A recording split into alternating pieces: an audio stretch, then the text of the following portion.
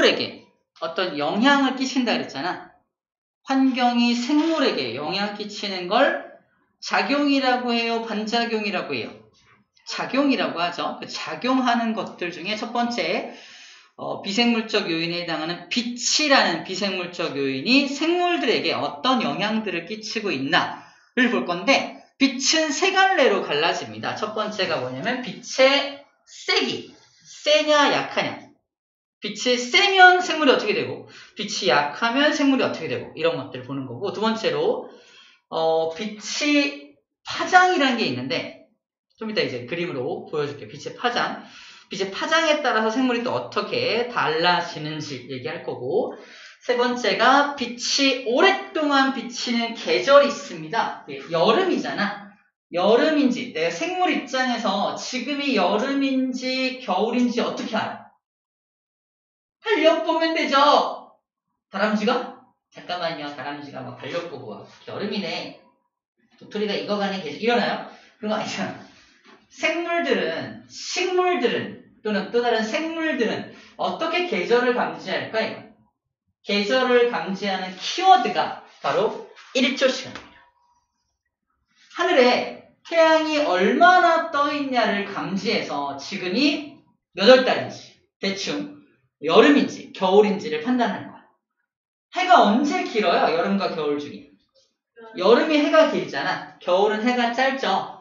그래서 여름에는 오랫동안 해가 떠 있으니까 지금 여름이구나라고 판단하는 거고 겨울에는 해가 짧으니까 지금 겨울이구나라고 판단을 하는 겁니다. 1조 시간이 바로 계절과 연관되어 있구나라는 것도 알고 있어야겠네요.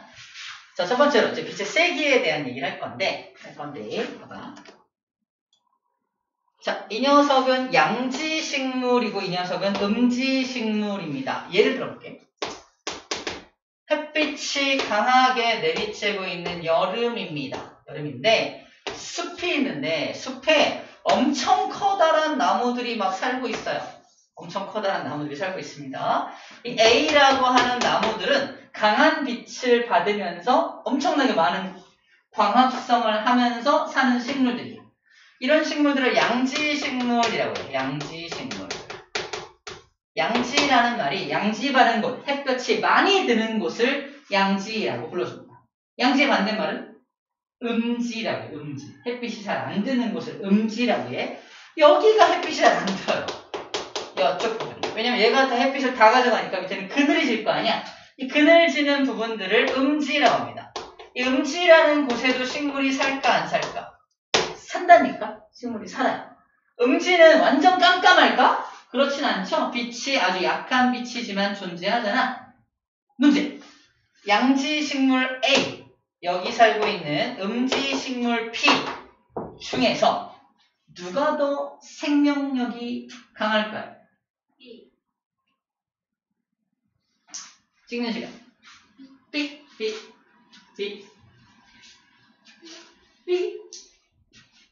찍는 시간. A 좋아. 잘 틀려줬어. 정답은 B입니다. B. 일부러 틀린 거 다 알고 있어. 역시 희생정신이 추천합니다. 자, 한 명은 틀려줘야죠.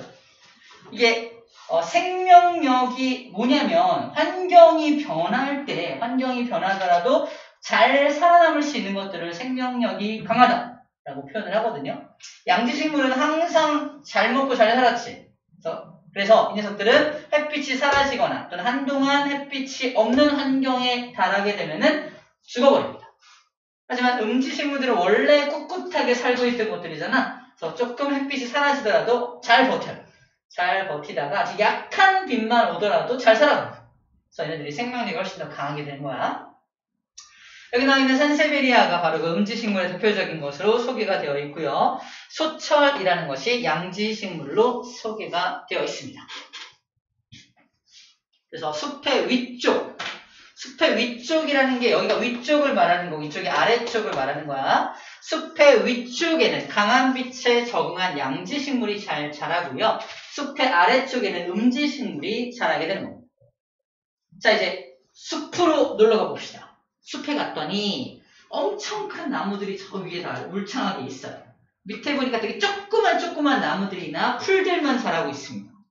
이때 우리는 아래쪽에 풀이 자라고 위에 나무가 자라나 보다 이게 끝나면 안 되고 큰 나무들을 보고 쟤는 양지식물이고 얘네들을 보면은 음지식물이네 라고 판단하는 게 첫 번째고, 두 번째는 빛이 센 곳에는 양지식물이 자라고 빛이 약한 곳에는 음지식물들이 자라는구나 라는 것도 판단할 수가 있겠네요.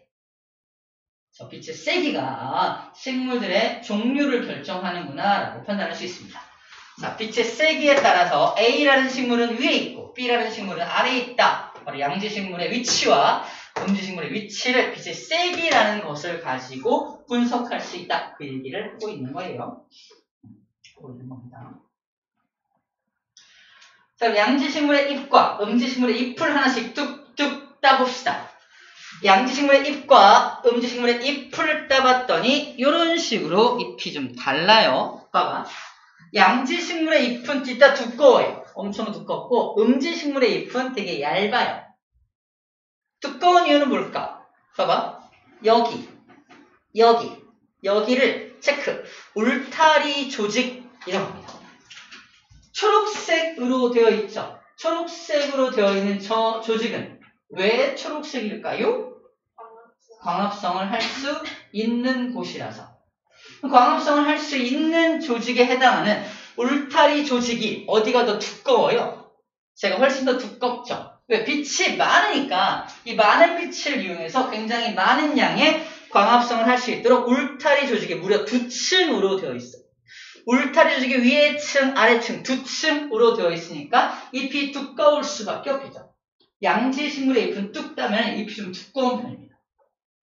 하지만 빛이 너무 강하다 보니까, 여기 나와 있나? 안 나와 있네요. 빛이 너무 강하다 보니까 두꺼운데 뾰족하게 되어 있어요. 이런 식으로. 이게 양지식물의 잎입니다. 되게 두꺼운데 끄트머리가 햇빛에 의해서 타버릴 수 있기 때문에 끝부분은 좀 이렇게 날카롭게 되어 있는 게 양지식물의 특징입니다. 하지만 음지식물의 잎을 뚝 따면요, 뒤따 얇아. 되게 투명할 정도로 얇아요. 왜? 울타리 조직이 한 층밖에 없으니까. 빛이 별로 안 오니까 울타리 조직이 두꺼울 필요가 없는 거야. 하지만 빛이 적게 오는 대신에 그 적게 오는 빛이라도 많이 받기 위해서 잎이 뒤따 넓게 되죠. 넓게. 잎이 넓어요. 잎이 넓게 돼 있어. 좁고 뾰족뾰족한 잎을 갖고 있다면 넓고 얇은 잎을 갖고 있는 게 음지식물 잎의 특징입니다. 그래야 좀 퍼져있는 빛이라도 좀 끌어모으지. 그죠? 이런 차원에서 이렇게 되어 있습니다. 책에는 두껍다, 얇다 라고만 나와 있죠. 하지만 이렇게 끝부분이나 좀 두께뿐만 아니라 넓이랄까? 표면적이 좀 작은 편이고 표면적이 좀 큰 편이다라는 것도 함께 적어놓고 할게요. 표면적이 좀 차이가 있다. 빛을 받는 면적이 넓어야 되니까. 책이 나와 있긴 하다. 빛의 세기가 약한 곳에 서식하는 식물의 잎은 얇고 넓어라고 적혀 있네요. 얇고 넓어라고 적혀 있습니다.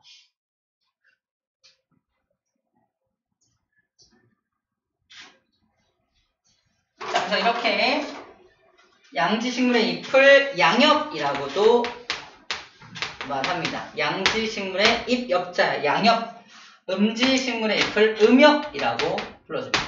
양엽의 특징과 음엽의 특징들을 지금 소개하는 중이에요. 끝! 여기까지가 세기에 대한 내용입니다.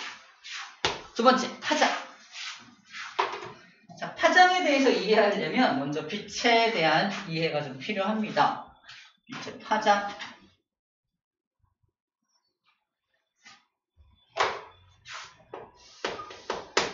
좀 많이 헷갈려하는 분이니까 잘 집중합시다. 오늘의 하이라이트, 빛의 파장. 자, 빛은 태양에서 오는 빛은 선이야. 굉장히 강한 빛부터 굉장히 약한 빛까지 함께 오게 되는데, 굉장히 강한 빛은 떨림이 굉장히 많은 빛이고요. 좀 약한 빛은 떨림이 적은 빛, 이런 것들이 모두 함께 오고 있는 게 빛의 특징입니다. 빛은 강한 빛부터 약한 빛까지 함께 오고 있다. 잘 봐. 그 중에서 여기부터 여기까지는 눈에 보여. 쌤 입고 있는 옷 눈에 보이죠?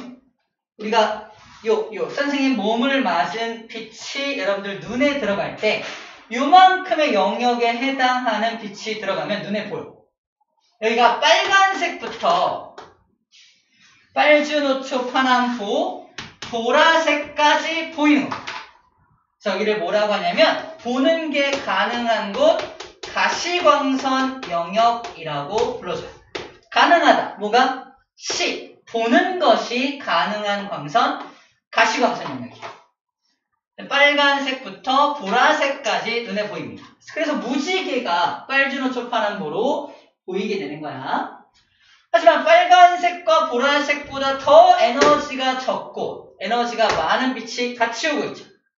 자, 지금 에너지 얘기할 건데, 자, 에너지. 결론부터 말하면 에너지는 진동수에 비례합니다.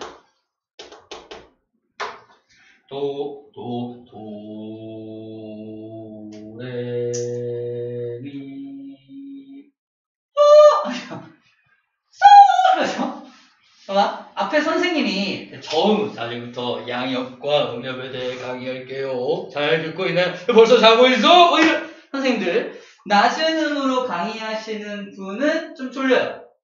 하지만 그냥 엄청 높은 음으로 이렇게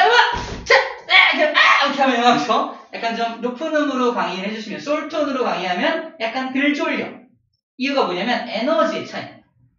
낮은 음은 에너지가 좀 적고요. 높은 음이 에너지가 많아요. 적절한 얘가 아닐 수 있는데 엄마 잔소리가 짜증나요? 아빠 잔소리가 짜증나요?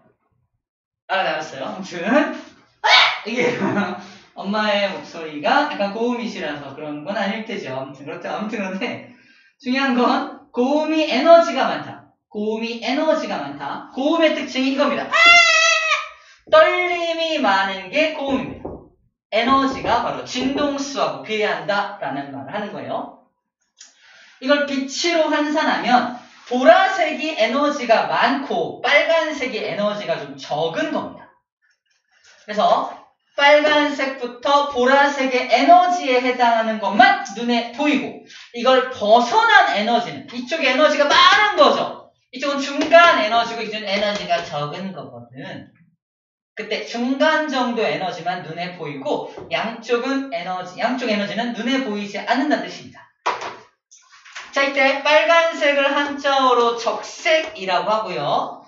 보라색을 한자어로 자색이라고 해요. 적색을 벗어난 영역은 눈에 보일까 안 보일까? 안 보이죠. 이게 바로 적색의 바깥쪽 영역의 선. 뭐라고 한다? 적외선. 적외선은 그래서 눈에 안 보이는 거야. 적색 바깥쪽은 눈에 안 보이잖아. 자색의 바깥쪽도 눈에 보여요, 안 보여요? 자외선 쪽, 자색의 바깥쪽도 눈에 안 보입니다. 그래서 자외선은 눈에 안 보이는 거야. 자외선과 적외선이 왜 눈에 안 보이는지 알겠죠? 왜? 가시광선이 아니니까. 우리가 볼 수 있는 영역의 파장이 아니야. 파장은 또 뭐죠? 우리가 볼 수 있는 영역의 에너지가 아니라는 거고. 자, 이거 파장 얘기할 건데 파장이 뭐냐면 파동의 길이를 파장이라고 해요. 이렇게 오죠? 여기를 확대한 겁니다. 확대했더니 이딴 식으로 써있어. 이게 파장이야. 파장이 마루부터 마루까지 길이, 이 길이를 파동의 길이 파장이라고 합니다. 에너지가 많은 놈은 파장이 뒤따 짧아요. 에너지가 적은 놈은 파장이 뒤따 길어요. 에너지가 적을수록 파장이 길다. 에너지와 파장은 무슨 관계? 반비례 관계를 갖고 있는 거예요. 자, 에너지하고 파장을 람다라고 써. 람다에는 반비례하는 이러한 관계를 가지고 있는 게 바로 에너지와 진동수와 파장의 관계입니다. 어렵죠? 이 그림을 기억해. 그림 기억해서 에너지가 많으면 파장이 짧았어. 에너지가 적으면 파장이 엄청 길었어. 이 그림을 기억하면 좋겠어요. 그래서 우리가 빨주노초 파남보 중에 누가 에너지가 많고 누가 에너지가 적은지 정도만 잘 기억하면 좋을 것 같습니다. 자, 이거를 잘 배웠다는 전제 하에 그러면 이제 가봅시다. 이 그림인데 바다 색깔이 어때요? 무슨 색이에요? 바다의 색깔. 우리 인공위성에서 바다를 찍으면 빨갛게 보이죠? 아니, 파랗게 보이네. 왜 파랗게 보이는지 알아요? 아니, 바다로 비춰지는 빛은 태양에서 바다를 비출 때 바다한테 에너지가 많은 빛부터 에너지가 적은 빛까지 다 줄 거 아니에요? 쫙 줄 거 아니에요? 근데 왜 파랗게 보이냐? 파란색 빛이 에너지가 많죠? 봐봐. 이게 파란색 빛이야. 파란색 빛은 굉장히 깊이까지 들어갈 수 있습니다. 이건 굴절률 때문에 그런데 봐봐. 이런 거야. 태양에서 빛이 이렇게 와요. 이렇게 오면은 파란색은 이만큼 꺾여. 근데 빨간색은 이만큼밖에 안 꺾여. 중간에 여기 무슨 색이야? 갈색? 갈색은 중간 이 정도 꺾이고요. 굴절률이 차이가 나게 됩니다. 굴절률의 차이 때문에 빨간색 빛은 물 표면을 따라서 쭉 절로 가버리니까 내 눈에 안 들어와. 하지만 파란색 빛은 빡 꺾여서 바닥에 퉁 닿은 다음에 튕겨서 내 눈에 들어온단 말이에요. 그래서 바다가 푸른색으로 보이는 이유를 이 굴절률로 설명합니다.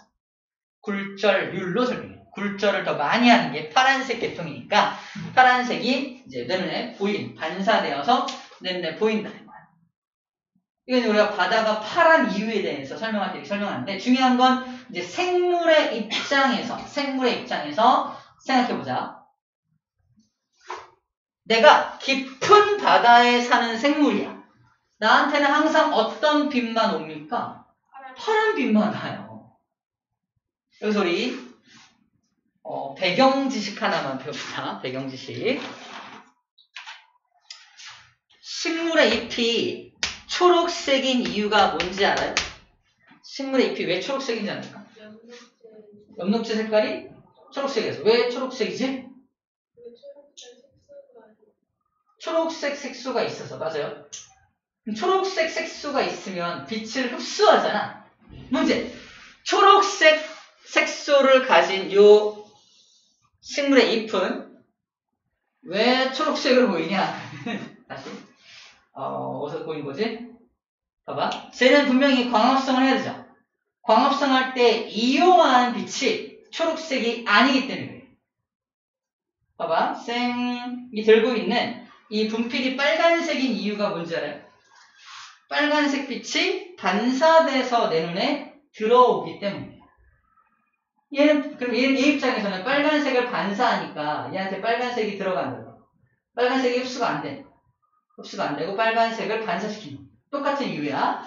초록색 잎은 초록색을 반사해서 우리 눈에 뿌려주는 거니까 쟤는 초록색을 싫어하는 겁니다. 얘는 광합성할 때 초록색을 이용하지 않아. 초록색을 제외한 나머지 빛을 이용해서 광합성을 하는 겁니다. 자, 내가 다시 깊은 곳에 살고 있는 생물이야. 식물이야. 깊은 곳에 있다 보니까 나한테는 맨날 파란색 빛만 와. 그치? 근데 내 몸을 파란색으로 만들면 어떻게 돼요? 나한테 오는 파란색을 다 반사시킬 거 아니야? 난 죽어요. 광합성할 수 없으니까. 그래서 파란색을 가장 잘 흡수할 수 있는 몸 색깔을 하고 있어야 생존에 유리하다는 거야. 그게 뭔 색깔이다? 빨간색입니다. 홍조류. 붉은색 계통의 몸의 색깔을 하고 있으면 푸른색에 비추면 전부 다 흡수할 수 있어. 그래서 광합성을 잘해서 잘 살 수 있습니다. 반면에 내가 아주 얕은 곳에 살고 있는 식물이야. 나한테는 항상 무슨 빛만 와요? 빨간 빛만 오잖아. 빨간 빛만 올 거 아니야? 근데 내 몸이 빨가면 어떻게 돼요? 다 반사시킬 거 아니야? 죽을 거 아니야? 그래서 내 몸을 빨간색을 잘 흡수할 수 있는 색깔, 뭔 색깔? 녹색으로 자기 몸 색깔을 만들어 놓은 거야. 내가 얕은 곳에 사는지 깊은 곳에 사는지에 따라서 도달하는 빛이 다르지. 정확히 뭐가 달라? 도달하는 빛의 파장이 다르다라고 표현합니다. 도달하는 빛의 파장이 다르니까 그 다른 파장을 이용해서 잘 살아가려면 자기 몸 색깔을 이렇게 만들어야겠네. 바로 빛의 파장이 생물에게 어떤 영향을 끼치고 있는지에 대한 내용입니다. 그래서 얕은 곳에는 녹조류가 살고 중간 부분에는 갈조류가 살고 깊은 곳에는 홍조류가 사는 이유가 파장 때문이라는 거죠. 이 굴절율에 따라서 빛이 빨간 빛이 도달하는 곳, 파란 빛이 도달하는 곳이 정해져 있기 때문에 깊이에 따라서 식물들의 몸 색깔이 다르다라는 얘기를 하고 있는 겁니다. 아하, 그렇구나. 파장에 따라, 깊이에 따라서 해조류의 종류가 다른 이유가 바로 빛의 파장 때문이구나 라는 겁니다. 그렇죠? 오케이, 여기까지가 이제 파장에 대한 내용입니다. 저희 나중에 또 기억해야 될 거는 뭐냐면 갈조류에 해당하는 거, 녹조류에 해당하는 거, 홍조류에 해당하는 얘들을 좀 기억해야 되는 건 사실 암기사항입니다. 갈조류 하면 주르륵 나와야 되고 녹조류 하면 주르륵 나와야 되고 홍조류 하면 또 주르륵 나와야 돼요. 의외의 것들이 굉장히 많습니다. 여러분 김이죠. 김은 이 셋 중에 어디 속할까요? 홍조류. 김이 붉은색이라는 이미지가 있나요? 맨날 집에서 까만색 김만 먹잖아. 그죠? 잘못된 이미지야. 잘못된 이미지. 원래 처음에 채취할 때 김의 색깔은 붉은색 김을 채취해서 걔를 이제 인공적으로 가미하기 때문에 검은색으로 바뀐 것뿐이에요. 알겠죠? 이런 거 조심해야 돼. 그래서 우리가 원래 사진을 좀 찾아다가 이미지화 시키는 연습을 좀 해야 돼. 시험 보기 전까지는. 알겠죠? 원래 사진들을 갖다가 그래서 김은 홍조류였어. 이런 걸 기억할 필요가 있다는 겁니다. 나중에 이 나와 있죠. 왼쪽에 296쪽에 곁까지 두 번째 나와 있어요. 한번 읽어볼게요. 녹조류는 파래, 핵함 이런 것들이 녹조류라고 되어 있고요. 갈조류는 미역, 다시마가 갈조류입니다. 갈색을 띠는 게 미역과 다시마가 갈색을 띈다라고 말하고 있는 거고요. 홍조류가 김과 우뭇가사리가 적혀 있습니다. 김과 우뭇가사리. 우뭇가사리도 뭔지 잘 모르겠죠. 우묵 만드는 거, 묵 만드는 재료인데 우뭇가사리도 원래 붉은색을 띠고 있습니다. 필요하면 좀 검색을 통해서 이미지를 좀 획득할 필요가 있습니다. 힘들어하는 친구가 있어서 우리 잠깐 쉬었다 할게요. 잠깐 쉬었다 합시다. 머리 좀 식혔다가 다음 거 이어갈게요. 응. 맞아. 에너지 차이 때문에 굴절율이 달라져요. 에너지가 달라지면 굴절율이 달라져요.